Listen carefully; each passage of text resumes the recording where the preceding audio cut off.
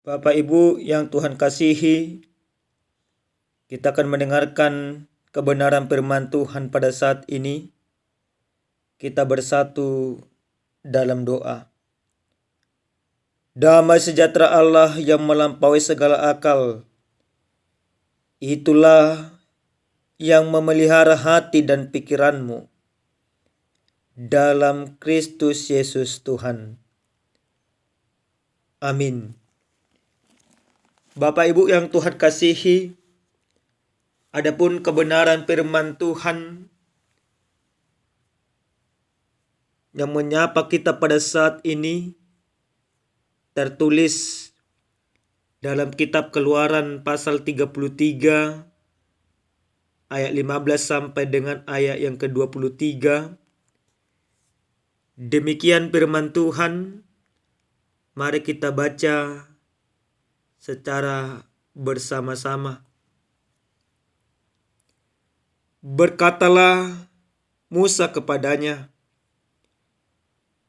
"Jika engkau sendiri tidak membimbing kami, janganlah suruh kami berangkat dari sini. Dari manakah gerangan akan diketahui bahwa aku telah mendapat kasih karunia di hadapanmu, yakni aku dengan umatmu ini? Bukankah karena engkau berjalan bersama-sama dengan kami, sehingga aku dengan umatmu ini dibedakan dari segala bangsa yang ada di muka bumi ini?"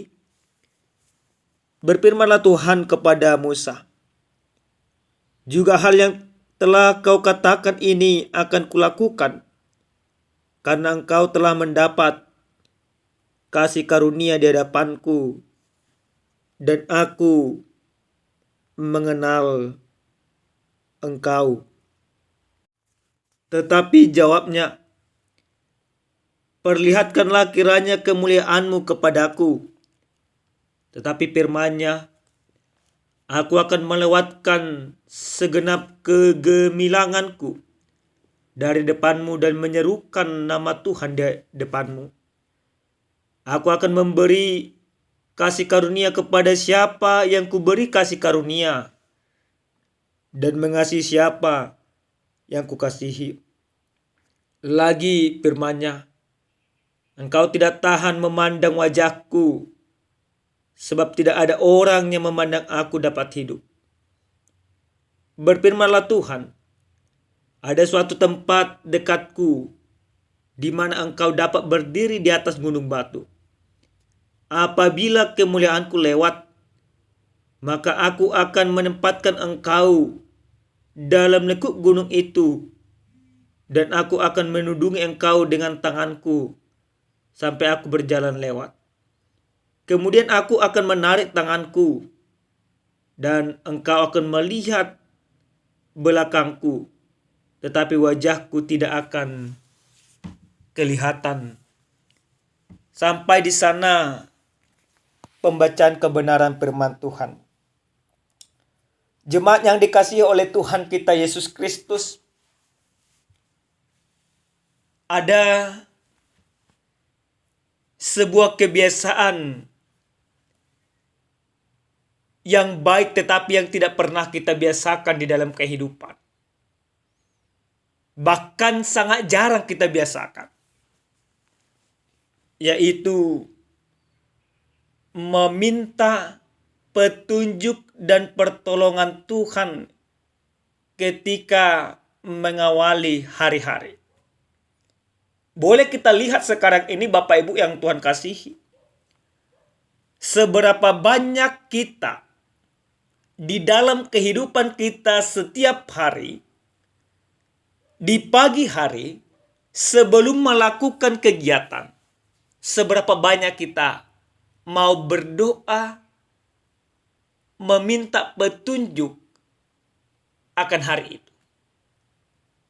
Yang biasanya Bapak Ibu yang dikasihi Tuhan, ketika kita bangun tidur, pertama sekali yang kita lakukan zaman sekarang bukanlah datang bersujud kepada Tuhan, melainkan mengambil handphone. Atau para kaum ibu sering sekali langsung berangkat ke dapur. Atau kaum ayah, para bapak sering sekali langsung minum kopi dan lain sebagainya. Kebiasaan yang tidak perlu kita biasakan, justru itu yang kita lakukan. Tetapi kebiasaan yang harus kita biasakan dan kebiasaan yang baik sesuai dengan keberimanan kita tidak lakukan. Akan tetapi Bapak Ibu yang dikasihi Tuhan, di dalam kebenaran firman Tuhan, dalam perikop yang menyapa kita pada saat ini, di mana ketika Musa sudah menuntut umat Tuhan keluar dari perbudakan dari tanah Mesir menuju tanah perjanjian, tanah yang dijanjikan oleh Allah, yaitu Kanaan. Dan ketika mereka tiba di padang gurun, Musa masih membiasakan kebiasaan yang baik, yaitu minta petunjuk dari Tuhan. Dalam sabda Tuhan, kalau kita melihat judul perikop dari khotbah ini, jelas di sana dikatakan Musa meminta penyertaan Tuhan di gurun. Karena apa Bapak Ibu yang dikasihi Tuhan? Karena Musa menyadari tanpa pertolongan Tuhan, tanpa penyertaan Tuhan, tanpa kuasa Tuhan, maka Musa tidak punya kekuatan, tidak punya andil, dan tidak punya kemampuan menuntun bangsa yang tegar tengkuk itu. Karena bangsa itu memang sudah dikenal sebagai bangsa yang mudah bersungut-sungut, sebagai bangsa yang gegabah, sebagai bangsa yang tegar tengkuk yang susah sekali diatur. Maka yang Musa andalkan bukan lagi kekuatannya, tetapi yang Musa andalkan bagaimana Tuhan menyertai kehidupannya, bagaimana Tuhan menuntun dia untuk mampu membawa bangsa itu ke tempat yang sudah Tuhan tentukan. Bapak Ibu yang dikasihi Tuhan, apa yang dilakukan oleh Musa ini merupakan hal yang begitu luar biasa, yang sangat luar biasa. Dan apa yang dilakukan oleh Musa ini sering sekali yang kita lupakan di dalam kehidupan. Sering sekali kita dalam hidup ini hanya mengandalkan kekuatan, hanya mengandalkan kemanusiaan semata, tidak membangun relasi yang baik dengan Tuhan. Tapi firman ini mau mengajak kita, mau mengajarin kita bagaimana relasi yang sudah terbangun dengan baik antara Musa dengan Allah. Musa tidak akan mampu berjalan tanpa Tuhan. Dan Tuhan juga mengetahui kegelisahan dan kegentaran daripada Musa itu sendiri. Maka Allah menuntun Musa untuk sampai ke tanah yang Allah janjikan. Walaupun memang di akhir cerita dari perjalanan bangsa itu Musa sendiri tidak sampai ke tanah Kanaan. Tapi apa yang dilakukan oleh Musa itu merupakan hal yang begitu luar biasa. Nah Bapak Ibu yang dikasihi Tuhan, dalam perikop ini salah satu permintaan yang dimintakan oleh Musa, dia berkata, jika engkau sendiri tidak membimbing kami, janganlah suruh kami berangkat dari sini. Salah satu permintaan Musa, dia tidak akan mau berjalan tanpa pembimbingan Tuhan.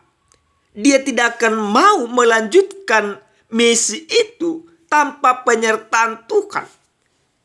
Ini merupakan sebuah iman yang benar-benar yang pantas kita tiru di dalam kehidupan kita sekarang.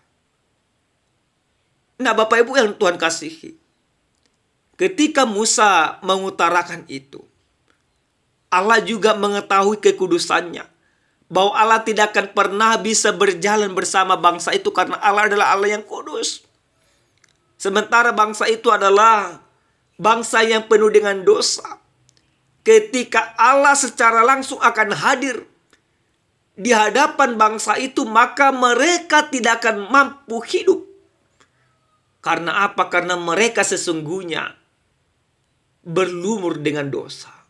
Kekudusan Allah yang begitu luar biasa tidak mampu diterima jiwa-jiwa setiap orang. Karena jiwa-jiwa setiap orang atau setiap umat Israel pada saat itu sudah benar-benar rusak. Maka Allah tidak mau jiwa-jiwa yang diselamatkannya ini mati sia-sia. Maka Allah memberikan tips-tips bahwa Dia hadir di antara mereka lewat cara Dia menuntun Musa. Nah, Bapak Ibu yang dikasihi oleh Tuhan kita Yesus Kristus, apa yang boleh kita imani dari kebenaran firman Tuhan ini? Pertama, kita harus sama-sama paham, di padang gurun banyak tantangan, banyak rintangan. Maut menanti di sana. Binatang-binatang buas dan bangsa-bangsa yang lain siap menarkap. Padang gurun menjadi gambaran sebuah tantangan bagi bangsa itu, dan itu juga menjadi gambaran bagi kita. Di mana kita ada pada saat ini, tantangan begitu luas di hadapan kita. Salah melangkah kita, maka kita akan dihanyutkan oleh tantangan di dalam kehidupan. Setiap hari, setiap saat, setiap detik, tantangan itu terus ada di hadapan kita. Lalu apa yang harus kita lakukan dalam menjalani kehidupan supaya kita mampu melalui segala tantangan dan rintangan yang ada? Yang pertama, lewat firman ini kita mau diingatkan supaya kita meminta jalan dari Tuhan atau minta petunjuk dari Tuhan. Maka bagi setiap orang di dalam kehidupannya ketika mendengarkan kebenaran firman Tuhan ini, yang harus kita lakukan di dalam kehidupan sebelum kita mengawali hari-hari kita, minta petunjuk dari Tuhan. Tujuannya apa? Tujuannya supaya Tuhan jauhkan dari segala persoalan yang ada. Tujuannya apa? Supaya kita jangan sampai terjatuh ke dalam dosa. Maka kita harus meminta petunjuk dari Tuhan. Karena apa? Karena Allah adalah sumber kasih karunia. Karena Allah adalah sumber kekuatan. Karena Allah adalah sumber penyelamat bagi kita. Maka karena Dia adalah Allah sumber penyelamat, sumber kasih karunia, maka kita harus meminta petunjuk dari Dia di dalam kehidupan. Bukan kepada dukun, bukan kepada roh nenek moyang, atau kepada begu-begu yang ada di dunia ini. Tapi kita diajar lewat firman ini untuk meminta petunjuk dalam mengawali hari-hari kita. Yang kedua, dari firman ini kita mau diajak sebagaimana yang dikatakan dalam ayat yang ke-15, yaitu meminta penyertaan Tuhan.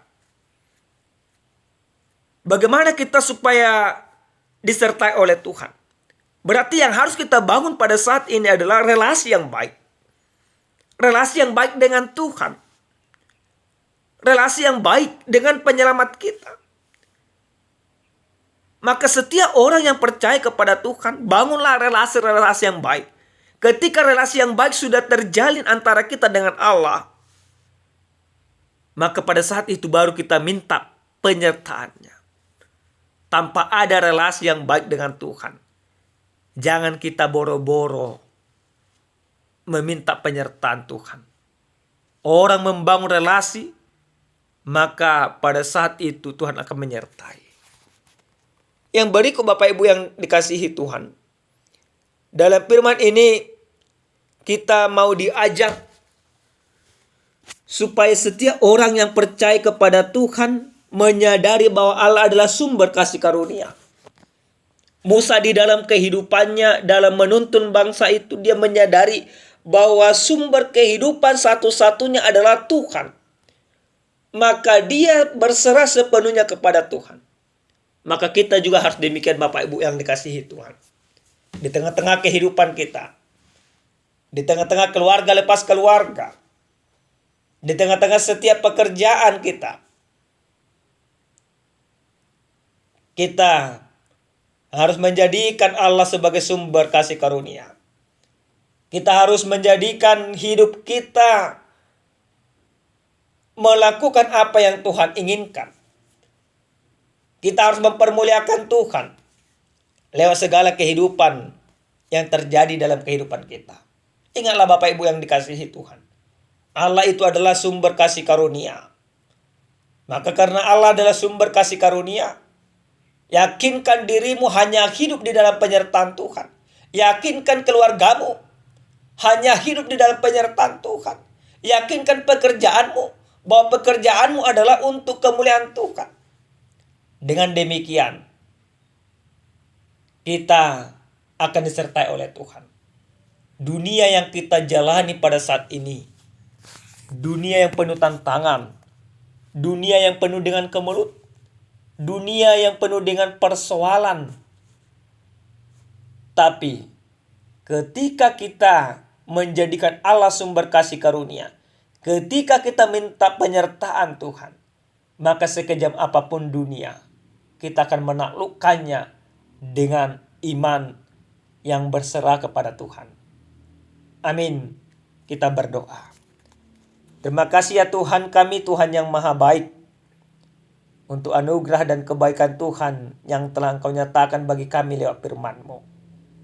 Benar ya Tuhan, kami mau belajar dari hamba-Mu Musa dan minta petunjuk dari Tuhan ketika mengawali hari-harinya. Maka kami juga memohon kepada Tuhan, biarlah kiranya Tuhan senantiasa yang hadir dalam kehidupan kami. Biarlah kiranya Tuhan yang senantiasa menyertai kehidupan kami dalam setiap pekerjaan, dalam setiap kegiatan sekalipun. Kami mau menyerahkan sepenuhnya ke dalam tangan Tuhan. Setiap orang yang mendengarkan firman-Mu pada saat ini, lewat channel YouTube ini, hamba berdoa, Tuhan kiranya menyertai mereka.